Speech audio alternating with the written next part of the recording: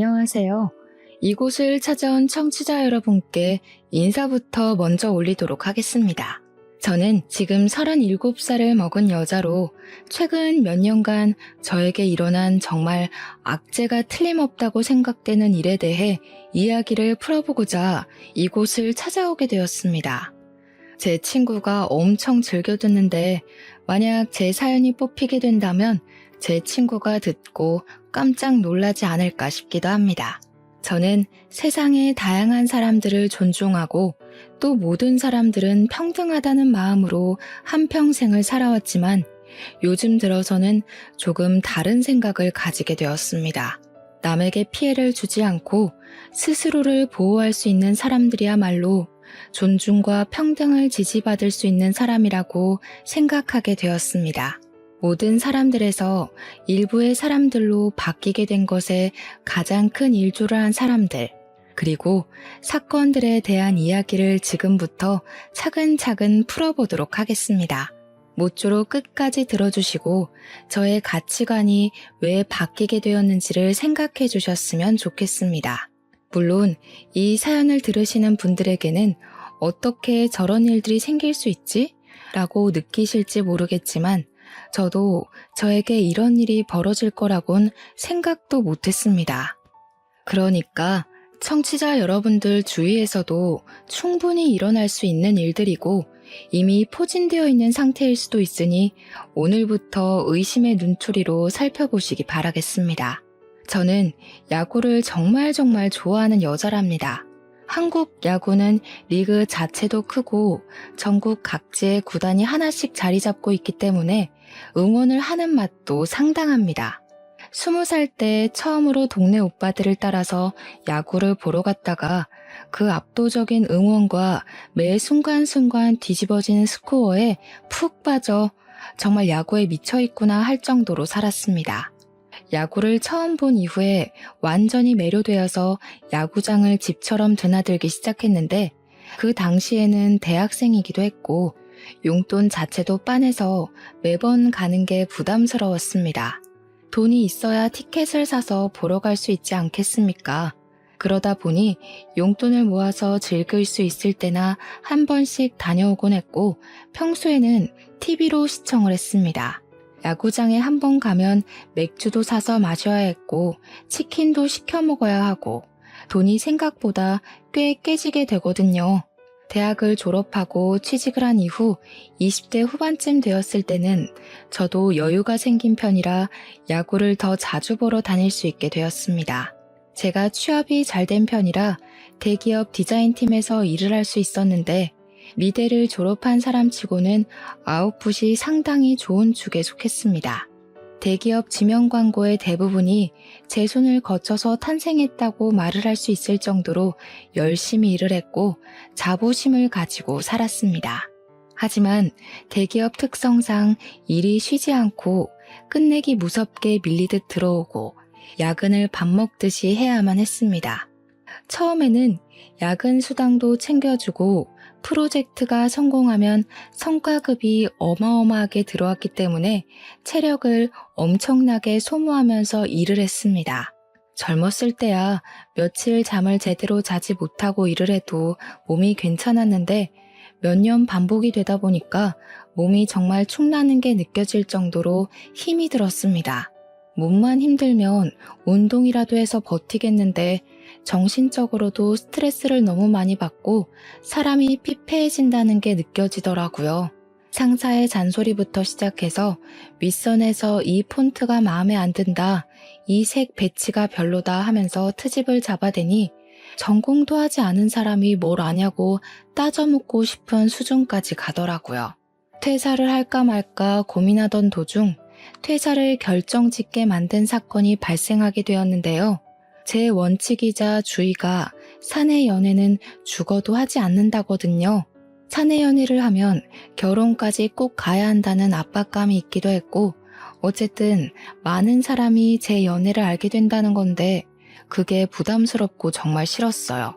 싸워도 티가 나고 싸우지 않아도 티가 나고 또 주변의 상사분들이 워낙 꼰대적인 마인드를 가지고 계신 분들이라 참견을 엄청나게 할 텐데 그걸 견디면서 굳이 연애를 할 필요가 없잖아요. 그런데 회사 과장님이 저에게 은근히 티를 내면서 20대 후반에 결혼을 해야 여자는 좋은 집안에 시집을 갈 수 있는 거다 하면서 들러붙었어요. 저한테 대놓고 뭐 저렇게 튕기고 있냐, 그냥 한 방에 넘어와라 하면서 말도 안 되는 소리를 하는 과장님이었는데 제가 그 과장님한테 이러지 마시라고 이야기를 했거든요. 그 과장님은 무려 저랑 띠동갑이나 차이가 나는 40살의 노총각 과장이었단 말입니다. 회식을 한다고 하면 일부러 제 옆에 앉으려고 제 동기들이나 저랑 친한 주임님들을 밀어내고 제 옆자리를 차지해서는 은근히 붙어오는데 너무 소름 끼치더라고요. 주말에 집에서 쉬고 있는데 문자를 보내서는 뭐해? 자니? 밥 사줄까? 술은 네가 살래? 하는 연락을 계속 보내고 정말 나이값을 못하는 사람이었습니다. 저는 28인데 나이 40에 100까지 나온 아저씨가 저한테 계속 저런 연락을 해대니까 정신적으로 너무 힘들더라고요. 얼굴도 별로였고 딱 봐도 아빠 같은 사람이나 다름없었고 심지어 머리까지 점점 빠지고 있는 호라비 같은 남자였다고요. 더 어이가 없는 건 회사 사람들을 어떻게 구워 삶은 건지 과장님이랑 친한 분들이 자꾸 저한테 저만한 남자가 없다면서 은근히 붙여놓으려고 하는 겁니다. 회사 사람들까지 한 통속으로 굴어대면서 대리며 팀장이며 그 과장만큼 착한 사람이 없다고 대기업 다니는 사람 둘이 만나면 잘 먹고 잘 살겠지 하면서요. 그 과장님은 주변 사람들이 자기를 돕는다는 것에 용기를 얻은 것인지 뭔지 저한테 사랑한다, 제가 없으면 자기는 죽을지도 모른다 하는 게 아니겠습니까? 저한테 저랑 사귈 수 있다면 제가 원하는 모든 걸 해줄 수 있다고 해서 그게 너무 짜증나는 나머지 그럼 그냥 죽으세요 하고 보냈어요. 그런데 사내의 소문이 이상하게 나더라고요. 한 여자만 바라보는 순정남에게 매정한 말투로 죽으라고 했다고 제가 나쁜 년이라면서 말이죠. 탕비실에 갔는데 그 무리들의 싸늘한 시선이 진짜 말로 표현할 수 없어요. 애초에 저는 발 디딜 틈을 주지 않았는데 제가 여지를 줬으니까 노총각이 저에게 마음을 품은 거 아니겠냐고 자기들끼리 수군거리더라고요. 그냥 처음에는 그래, 너네들끼리 잘 떠들어봐라, 나는 그래도 꿈쩍하지 않겠다 하면서 애써 무시하는 마음을 먹으며 지냈었습니다. 그런데 시간이 지날수록 저는 사람을 손바닥에 두고 가지고 노는 나쁜 년이 되었고 그 때문에 하나둘 은근히 저를 따돌리기 시작했습니다. 과장님은 저에게 그런 소문은 자기랑 사귀기만 하면 잠잠해질 것이다, 자기는 모은 돈도 많고 능력도 꽤 있으니 연애 없이 바로 결혼해도 좋다 하는 게 아니겠습니까? 저에게 과하게 집착을 하는 그 노총각 과장님에게 저는 점점 진절머리를 치게 됐고 그러면 그럴수록 거머리처럼 들러붙는 행동에 정말 딱 정신이 나갈 것 같았습니다. 견디지 못한 저는 팀장님께 일을 그만두겠다고 이야기를 했고 팀장님은 저에게 별다른 말 없이 사표를 수리해 주시겠다고 했습니다. 팀장님 또한 저와 노총각 과장을 엮던 사람이라 그런지 제가 그만둔다고 하는데 몸이 안 좋냐, 왜 그러냐 이런 말도 없이 아이고 우리 과장 어떡하냐 하는 소리나 하더라고요. 저는 마지막까지도 제가 힘든 것은 생각도 하지 않고 노총각 과장 편만 드는 회사 사람들에게 치를 떨었고 결국에는 회사 감사팀에 가서 직장 내 괴롭힘 신고를 했습니다. 회사 측에 직장 내 괴롭힘으로 인해서 사직서도 냈고 이대로 넘어가기에는 내가 당한 정신적 피해가 크다고 산재 처리를 하고 싶다고까지 했습니다.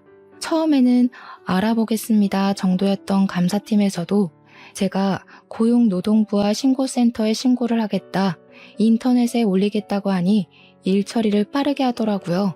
회사에서 제 이야기를 꼼꼼하게 들어주고 제가 그동안 들었던 소문과 그 소문의 원흉에 대해서도 차근차근 설명을 했습니다.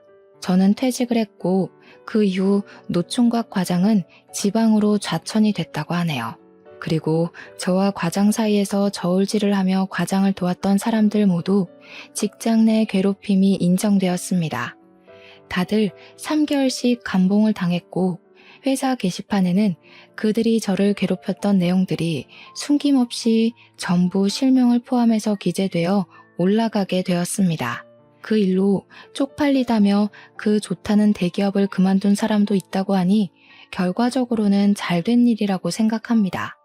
회사 사람들 일부는 저에게 너무하다며 연락을 했고 일부는 고생했다, 버티느라 마음고생 심했겠다 하며 연락이 왔는데 당시에는 모른 척 하더니 이제 와서 왜 그러는지 어이가 없더군요.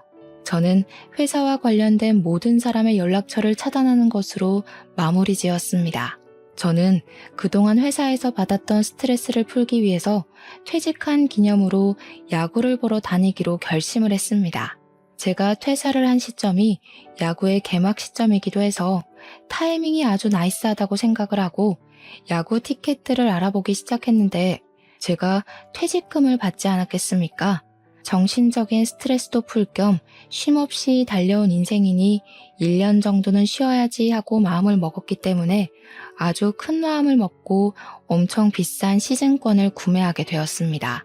야구를 보러 간다고 생각을 하니 가슴이 두근거려서 잠이 오지 않을 정도로 신이 나 있었습니다.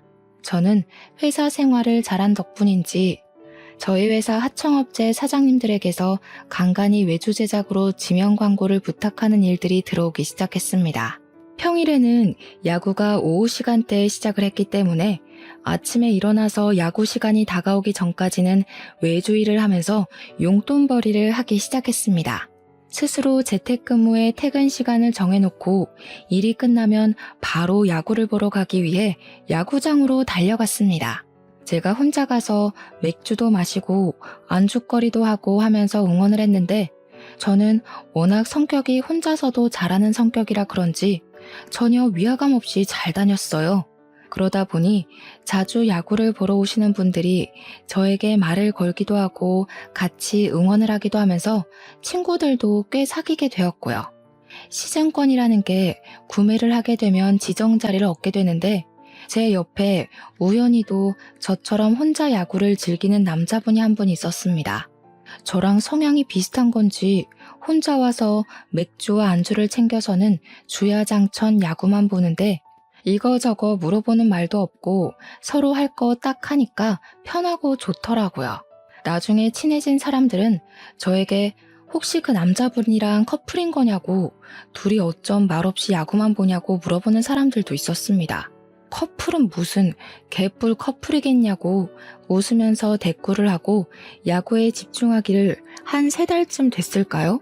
그날 경기가 잘 풀리지 않아서 저희가 지고 있는 상황이었습니다. 하필 딱 중요하게 만루의 원아웃인 상황이었고 역전도 가능한 공격 타이밍에 제 맥주가 뚝 떨어지고 말았던 것입니다. 그 타이밍에 시원한 맥주가 너무나도 마시고 싶었고 지금 사러 나가자니 공격 타이밍이 너무나도 중요했고 신경질이 확 나더라고요. 저도 모르게 아이씨 하면서 다리를 떨고 있었는데 옆에 앉은 그분이 저에게 맥주 한 캔을 딱 내미는 것이 아니겠습니까? 맥주 다 마셨죠? 일단 이거 드시면서 보세요. 지금 사러 나갔다가는 역전하는 거 못 볼 수도 있어요. 저는 진짜 구세주가 나타난 것 같았습니다. 겉면에 송골송골 맺혀있는 물방울이 딱 봐도 시원한 맥주라는 걸 가늠하게 만들었습니다. 저는 이따가 편의점 가서 한 캔 사다 드릴게요 라고 말을 하고 캔 뚜껑을 따서 맥주를 마시면서 야구를 보고 있는데 우리 팀이 글쎄 역전 만루 홈런을 친 게 아니겠습니까?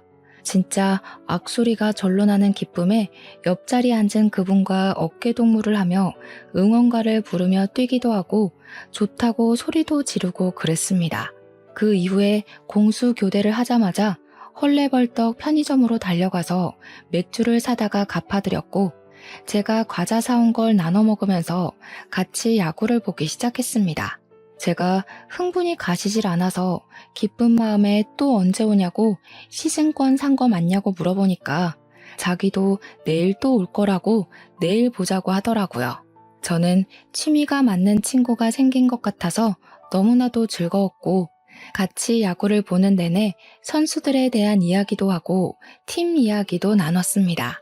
주변에 야구를 저처럼 즐기는 사람이 없어서 그런 친구를 사귀었다는 게 진짜 너무 즐거웠어요. 한 시즌을 내내 같이 야구를 보면서 옆에 앉은 그 남자분과 엄청나게 친해졌고 서로 휴대폰 번호도 교환하게 되었습니다. 야구 언제 보러 가냐, 이번 주에 가냐 하고 물어보고 갈 수 있으면 시간을 맞추고 못 가면 아쉬워하면서 술이나 안주도 서로 챙겨주면서 지냈습니다. 원래 야구장의 묘미가 승리를 한 다음 야구장 앞에 펼쳐지는 포장마차에 가서 술 한 잔 더 하는 거거든요. 이기든 지든 한 잔 더 하자 하면서 그분과 매일같이 포차에 가서 술을 마시고 하다 보니 서로 취향도 알게 되고 엄청 친해졌습니다.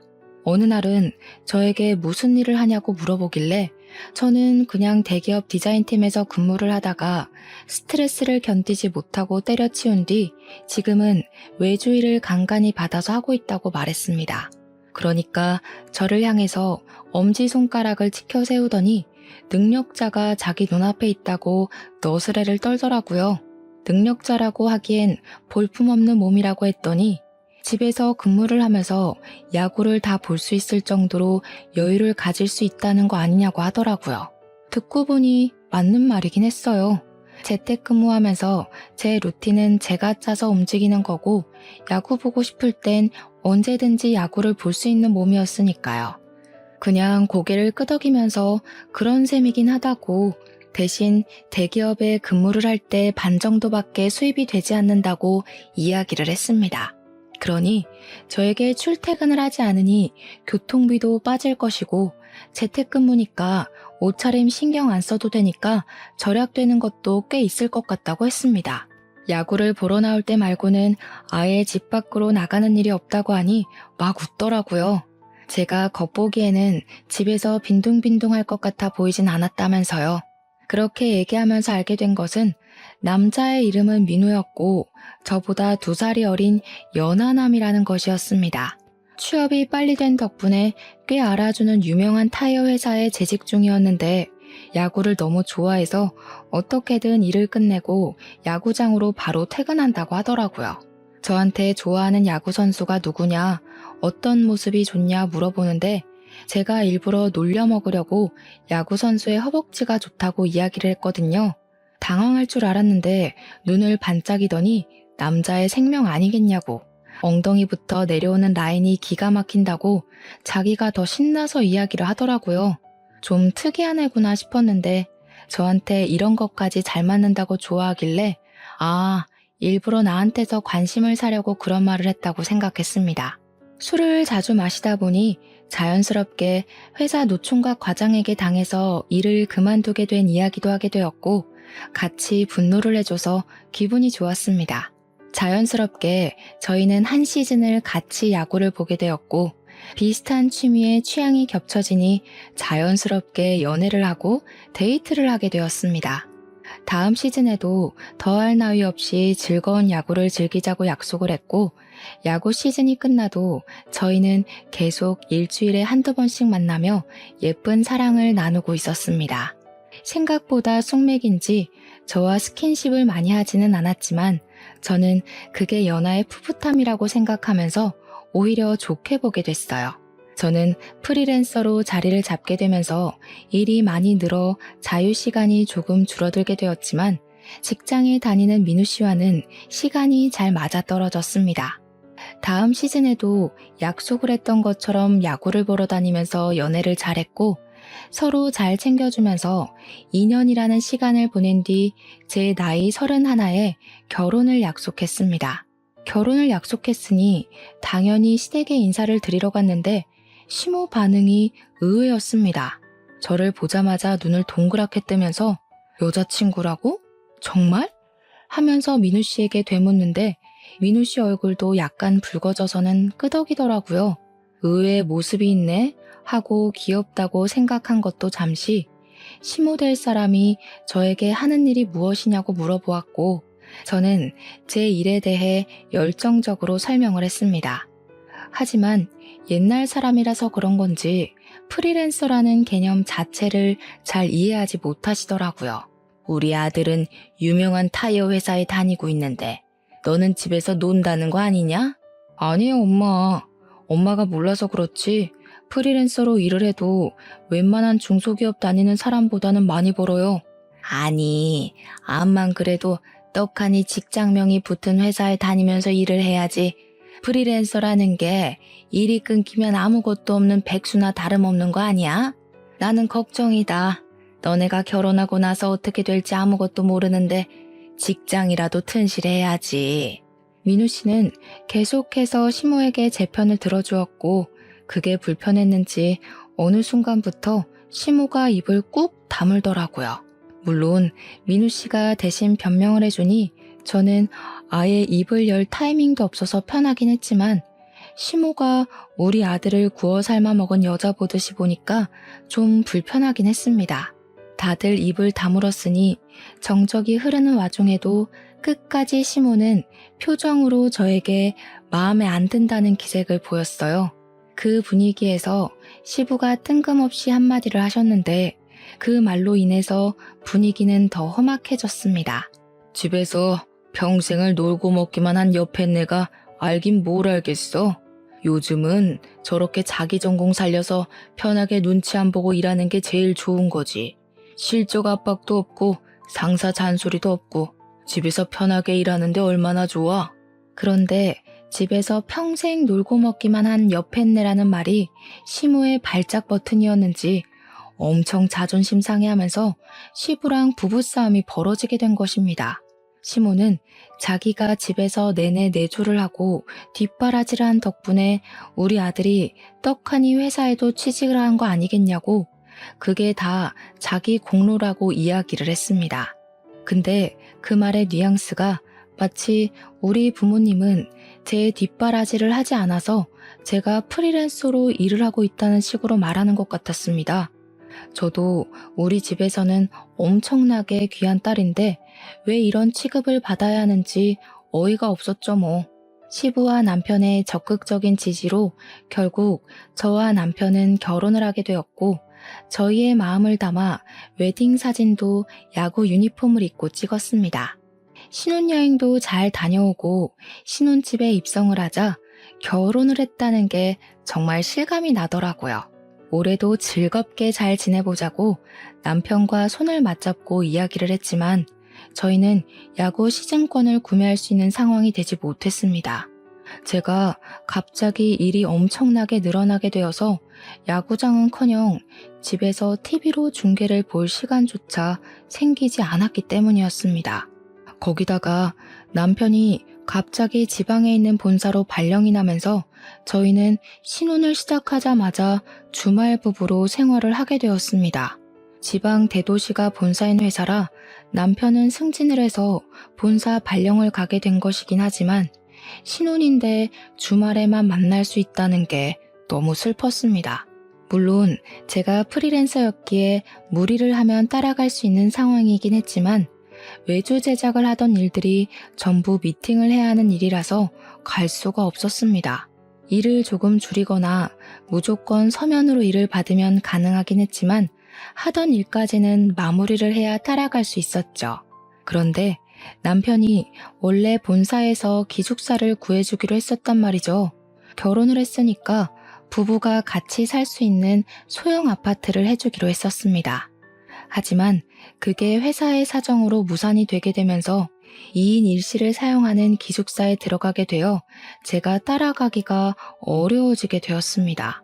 신혼집의 전세 계약 기간이 남아 있었기에 저는 결국 서울에 남는 것으로 남편과 합의를 보게 되었습니다. 졸지에 주말 부부로 살게 되면서 저희 사이는 더욱 애틋해졌는데 그때부터 시모의 괴롭힘 또한 시작되었습니다. 틈만 나면 저를 불러다가 잔소리와 심부름을 콤보로 찍기 시작하는데 와, 직장 내 괴롭힘보다 더 견디기 힘들더라고요. 우리 아들 기숙사 살면서 밥이나 제대로 먹겠니? 네가 하루 가서 같이 생활하는 직장 동료 목까지 밥 좀 해주고 와라. 그리고 날이 좀 추워진 것 같은데 너만 뜨뜻하게 살아서야 되겠니? 가서 전기장판이랑 이불도 좀 갖다 주고. 아참, 거기 해가 들이쳐서 눈이 부시다고 하던데 커튼을 주문해놨으니 가서 달아도 줘라. 알겠지? 우리 남편 회사에서 삼시세끼 다 주고요. 주변에 배달되는 음식점도 많아서 오히려 살이 찔까봐 걱정이라고 먹는 건 걱정하지 않아도 된다고 연락이 왔었습니다. 기숙사 난방 또한 너무 잘 돼서 추운 걸 느낄 시간도 없다며 더워서 반팔만 입고 지낸다고 이야기도 했고요. 거기다가 커튼. 진짜 너무 어이없지 않나요? 제가 운전을 할 줄 몰라서 그걸 가져다 주려면 기차를 타고 가야 하는데 기차 타고 커튼 들고 기숙사를 찾아가서 장치까지 전부 달아주고 오라고 하는 게 너무 황당하더라고요. 그렇게 6개월이라는 시간이 흐르고 어느 날 남편이 갑자기 저한테 할 말이 있다고 하더니 돌연 퇴사를 하고 싶다고 이야기를 하는 것이 아니겠습니까? 저는 직장 내 괴롭힘이라도 있는 건지 걱정이 되었는데 그냥 서울에 가고 싶다고 향수병에 걸릴 것 같다고 징징거리더라고요. 그러지 말고 다시 서울로 발령받을 수 있게 신청을 해봐라 했는데 지원자도 너무 많고 자기가 아직 짬밥이 얼마 안 돼서 방법이 없다고 하더라고요. 언제까지 주말 부부로 살 수 없지 않냐면서 아직 결혼한 지 1년도 안 됐는데 신혼 초부터 이렇게 떨어져 있는 게 말이 안 되는 것 같다고 저에게 졸랐어요. 저는 남편이 주말에도 가끔 잔업을 할 때가 있어서 혼자 야구를 보러 다니고 있었는데 그것조차 서운하다고 이야기를 하더라고요. 자기는 스트레스 받아서 탈모까지 올 지경인데 저는 혼자 야구 보러 다니면서 잘 지내고 있는 게 배알이 꼴린다나 뭐라나.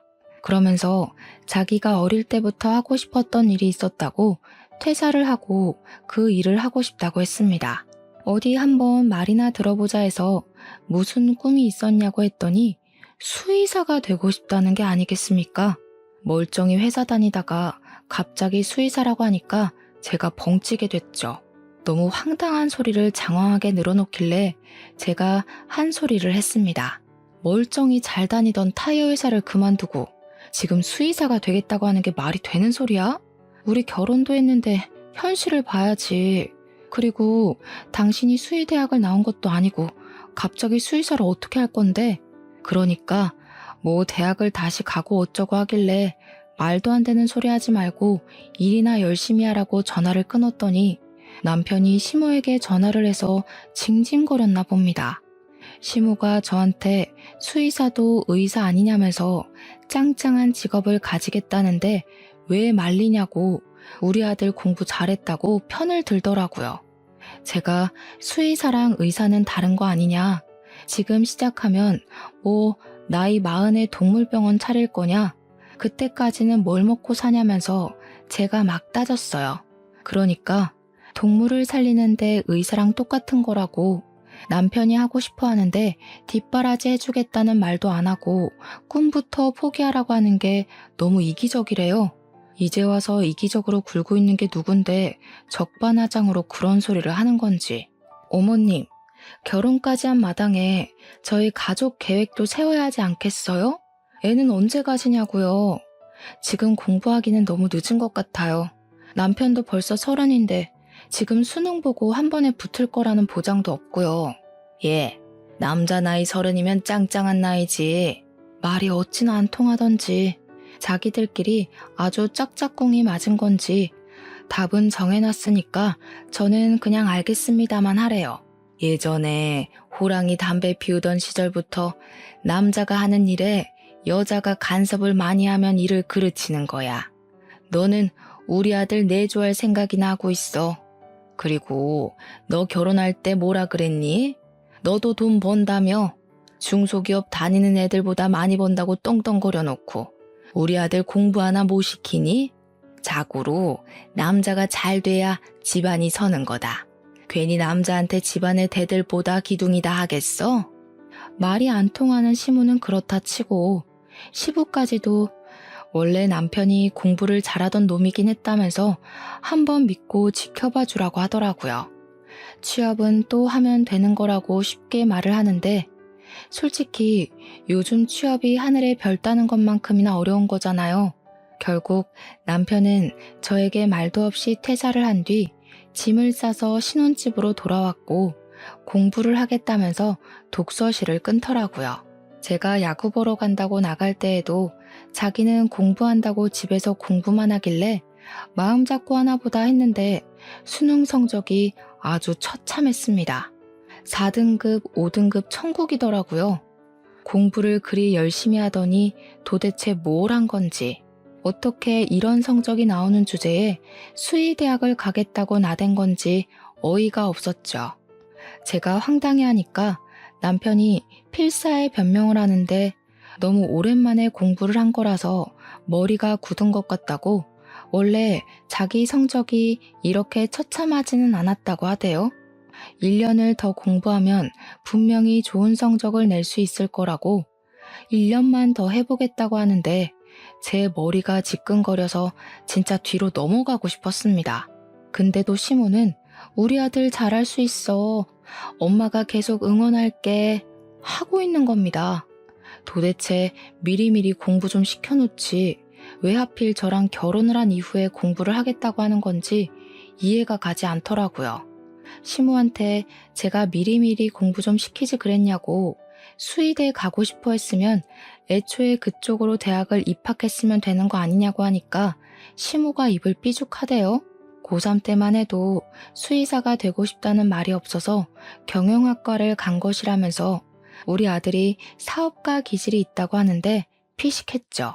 그냥 성적 맞춰서 대충 경영대학 들어간 것 같은데 사업가 기질은 개뿔.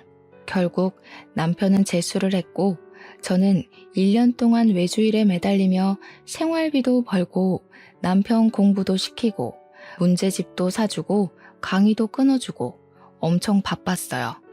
저희 신혼집의 전세 계약이 끝나가는 시점이기도 했기 때문에 돈을 모아두는 게 중요하다고 생각을 하며 통장 잔고를 긁어모으고 있었습니다. 그러다가 한 업체에서 이렇게 소처럼 일을 할 거면 자기네 회사에 들어오는 게 어떠냐고 제안을 해주셨습니다. 디자인 일이라는 게 원래 이것저것 다 받아서 하다 보면 각 회사마다 스타일이 다르기 때문에 중구난방으로 하게 되거든요. 자신만의 스타일을 고집하지 못하니까요. 하지만 한 곳에 소속이 되면 그 회사의 스타일대로만 일을 하면 돼서 사실 일하기엔 그 편이 더 편합니다. 게다가 월급도 지금 버는 것에 비해 훨씬 많이 주겠다고 하는데 제가 거절할 처지가 아니구나 싶더라고요. 남편이 백수나 다름없으니까요. 제가 취직을 결정하자 시모가 엄청나게 좋아하더라고요. 남편이 갑자기 저한테 이때다 싶었는지 자기 학원을 보내달라고 했습니다. 집에서 인터넷 강의만 들으니까 집중이 안 된다면서 선생님이랑 같이 공부를 하고 싶다고 하는데 원래 공부를 시작할 때 시부가 도움을 좀 주기로 했었거든요. 제가 시부를 빤히 바라보니 눈을 돌리는 거 있죠? 입을 싹 씻는 듯한 그 행동에 제가 어이가 없어서 남편 학원비까지 내줬습니다. 돈을 개처럼 벌면 뭐하나 싶었습니다. 버는 족족 남편 공부 뒷바라지 하는데 꼬라박고 있었으니까요. 결국 남편은 재수를 했고 가채점 결과 성적이 꽤 잘 나왔더라고요. 서울에 있는 중위권 대학 4년제는 충분히 가겠다 싶어서 축하한다고 했습니다. 근데 남편이 제 손을 잡고 그러는 거예요. 이왕이면 사자 이름 붙는 직업인데 학교 이름이 엄청 중요한 거 알지? 내가 이번에 성적이 잘 나오긴 했는데 외국어가 좀 별로였어. 1년만 더 하면 이름 있는 명문대도 갈 수 있을 것 같은데 나 한 번만 더 응원을 해주면 안 될까? 그걸 뭘 물어보고 하니? 당연히 명문대 가는 게 훨씬 좋지. 어차피 우리 며느리가 일을 하고 있는데 너는 편하게 공부만 해. 제 의견은 듣지도 않고 자기들끼리 앞으로 잘하겠다, 꼭 명문대에 붙겠다 하면서 난리가 났고 원서 접수조차 하지 않았더라고요. 남편은 삼수를 시작했고 저는 1년 동안 남편 얼굴도 보기 싫어서 내내 야구를 보러 다니고 주말에는 카페에 나와서 시간을 보내고 했습니다. 물론 제가 취직을 한 이후에 시모의 괴롭힘도 사라져서 나쁘진 않았지만요. 그렇게 삼수를 한 결과 남편은 32이라는 나이에 명문 수의대에 합격을 하게 되었고 그때부터 다시 대학 생활을 시작하게 되었습니다. 입학을 하던 날에 긴장이 된다면서 띠동갑인 아이들이랑 잘 지낼 수 있을까 걱정을 하던 남편은 아주 완벽하게 대학 생활에 적응을 했습니다. 주말에 저랑 가지도 않던 야구를 보러 간다면서 동기들을 만나고 술에 잔뜩 취해서 돌아오곤 했습니다. 학교 등록금도 제가 내주고 있었는데 저는 완전히 찬밥 신세더라고요. 제가 애를 키우는 건지 결혼을 한 건지 이해가 가지 않을 정도였습니다. 남편은 날이 가면 갈수록 밖으로 나돌기 시작했고 저는 결국 열이 받아서 남편을 붙잡고 진지하게 이야기를 할 수밖에 없었습니다.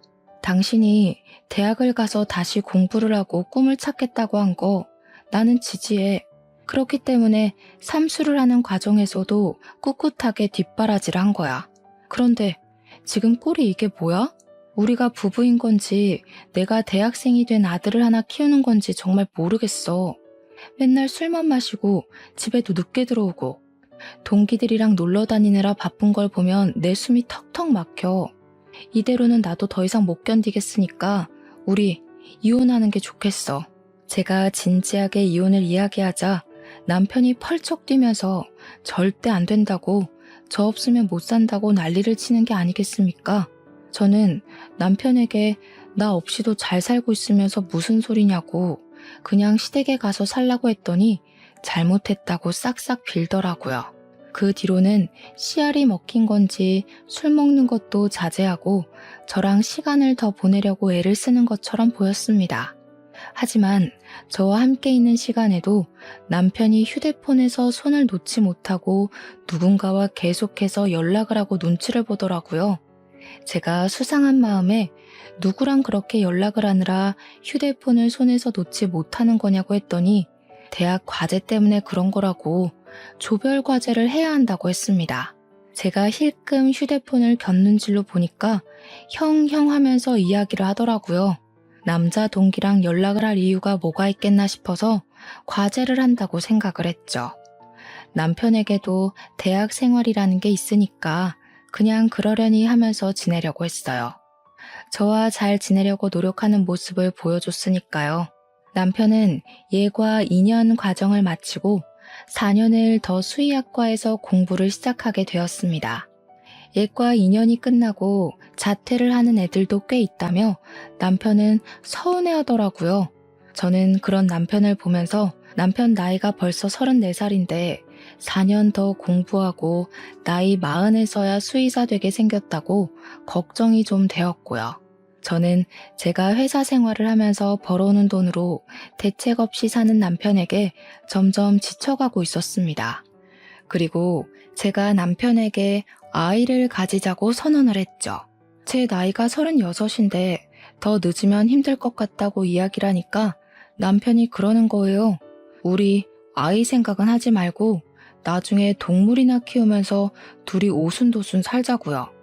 남편이 학교 생활이 힘들다는 이유로 저랑 각방을 쓴 지도 꽤 됐고 저는 그게 말이나 되냐며 남편에게 화를 냈죠. 시모도 은근히 아이를 바라는 눈치인데 아이랑 동물이 같냐고 하니까 자기네 부모님도 이해해 주실 거라고 걱정하지 말라는 겁니다. 의견이 좁혀지지 않아서 서로 빈정이 상해있던 어느 날 남편이 뜬금없이 야밤에 걸려온 전화를 받고 제 눈치를 보면서 옷을 주섬주섬 입더라고요. 누구야? 이 시간에 어딜 나가? 아니, 동기인 동생이 애인이랑 헤어졌다고 술 먹고 전화가 와서. 뭐? 이 시간에 그게 말이 돼? 너 혹시 바람났어? 아, 남자애야. 근데 전화기에서 목소리가 흘러나오는데 진짜 남자애가 형 하면서 울고 있는 겁니다. 저한테 고작 해봐야 20대 초반인 남자애라고 그때는 본인 연애가 하늘이고 땅 아니냐면서 달래주고 온다고 하는데 저도 황당해서 그래 갔다 와라 했습니다. 그 이후에도 남편은 학교 생활에 빠져서 툭하면 나가고 툭하면 남자 동기들 만난다고 술 먹고 그런 생활을 반복하다 제가 어느 날 꼬리를 잡게 되었습니다. 제이라는 여자에게서 온 문자를 보게 된 것인데 내용이 보고 싶다는 말이었습니다. 저는 놀래서 남편 휴대폰을 빼앗아 문자 목록을 뒤지는데 남자애들 이름 사이에서 제희 딱 2글자로 저장된 이름을 발견한 거죠. 여자로서 순간 직감이 들었고 문자 내용도 보고 싶다, 뭐하냐, 목소리 듣고 싶다 그런 내용만 가득한 게 아니겠습니까? 저는 배신감에 치를 떨면서 남편에게 해명을 하라고 했고 남편은 사색이 되었습니다. 아니 그런 게 아니라 아무 말도 못하고 계속 그런 게 아니다만 반복하는데 대학을 가서 새파랗게 어린 여자랑 바람이 났다는 게 진짜 믿어지지가 않더라고요. 제가 부들부들 떨면서 당장 시댁에 가서 이야기를 하겠다고 옷을 입고 나오니 남편이 저를 따라오면서 오해라고 변명을 시작했어요. 하지만 저는 들리지 않았습니다. 그리고 그 야밤에 시댁을 찾아가 시부모에게 남편이 바람이 났다고, 대학에 가서 어린 여자랑 바람이 났다고, 그년이랑 야구도 보러 가고 데이트도 했다고 다 고자질을 했죠. 문자를 보는데 저랑 했던 데이트를 그대로 그 여자와 했더라고요. 저는 열받아서 눈물도 나오지 않았습니다. 시부는 진짜냐고 몇 번이나 되묻고는 남편의 뺨을 그대로 내리쳤습니다. 우리 며느리가 뒷바라지 다 해서 대학 보내놨더니 그런 식으로 뒤통수를 때려? 바람을 펴? 아니, 아들 뺨은 왜 때리고 그래? 보아하니 임신도 못하는 게 지가 돈 번다고 우리 아들 무시하고 그랬겠지. 제가 오죽하면 딴 데 눈을 돌렸겠어? 더 들을 필요도 없을 것 같아요. 이혼하겠습니다. 그래, 나도 너 마음에 안 들었어. 꼴랑 그거 본다고 유세 떨기는. 이혼해. 남편은 안 된다고 제 다리를 붙잡고 늘어지는데 시모는 남편 등짝을 때리면서 추잡하게 굴지 말고 이혼하라고 하대요. 남편이 계속해서 협의 이혼을 거부하는 바람에 저는 변호사를 선임해서 소송을 진행했고 상간녀 소송 또한 준비를 했습니다. 전화번호랑 이름이랑 전부 변호사에게 넘기고는 알아서 잘 처리를 해달라고 했는데 이혼을 진행하던 도중 변호사가 저에게 연락을 해왔습니다. 사모님, 제이라는 이름으로 남편분 주변 상간녀를 찾아보고 소장 접수도 다 했는데요. 법원에서 시정 명령이 나왔어요. 그게 상간녀가 아니라 제이라는 사람이 남자라는데요. 저는 제가 들은 말이 뭔 말인지 한참을 생각해야 했습니다. 그러니까 남편이 바람을 피운 상대가 여자가 아니라 남자라는 것이었습니다. 저를 만나기 전부터 그랬던 건지 뭔지 모르겠지만 남편은 양성애자였고 대학에 가서 남자와 바람을 핀 거죠. 어쩐지 저랑 부부 생활도 매끄럽지 않았고 이상형 이야기를 나눌 때도 자꾸 남자 이야기를 그렇게 하더니 그게 저에게 환심을 사려고 한 행동이 아니라 진심이었던 것입니다. 남편이랑 이야기를 하려고 하니 남편은 저에게 시댁으로 오라고 하더군요. 저랑 이혼한다고 시부에게 맞아서 다리를 깁스해서 못 움직인다는 것입니다. 시댁에 가니 시부는 미안하다고 저랑 눈도 못 마주치시는데 시모는 저에게 뻔뻔하게 여길 나타나냐고 한 소리 하시대요.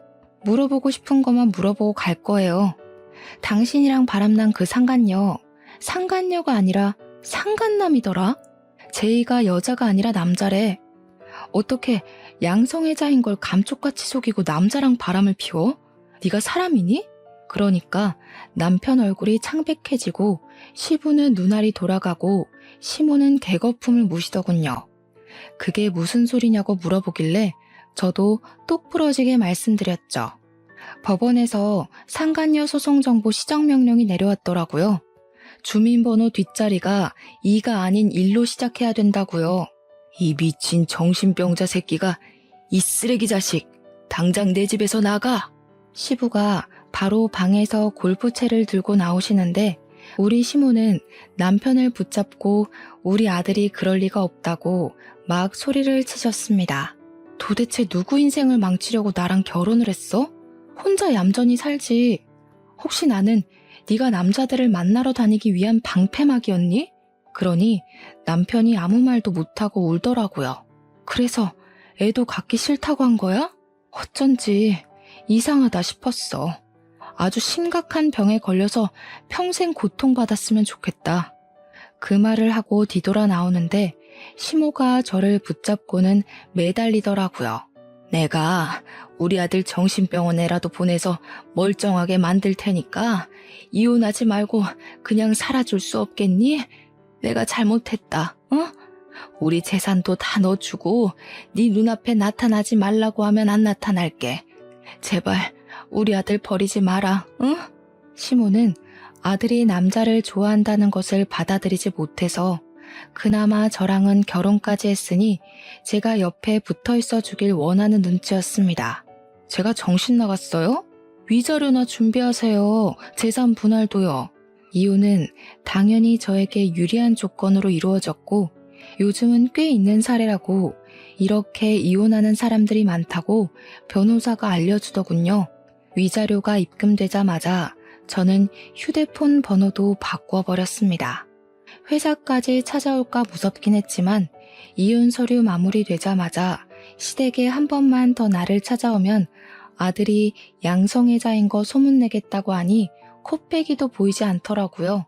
제가 위자료 3천만 원을 받고 상간남 소송으로 정신적 피해보상 금액까지 위자료 1천만 원을 더 받았는데 시부가 저에게 미안하다며 5천만 원을 더 주셨습니다. 그동안 제가 남편 뒷바라지를 한 게 6년이 넘어가니까요. 저는 그냥 감사합니다 하고 그 돈 받고 차단을 해버렸습니다.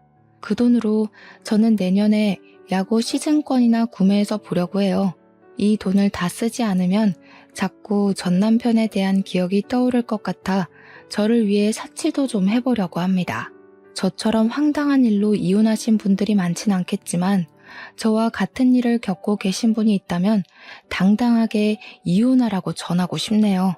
앞으로 이런 일로 기만당하는 사람이 없길 바라면서 글을 마무리하겠습니다. 감사합니다.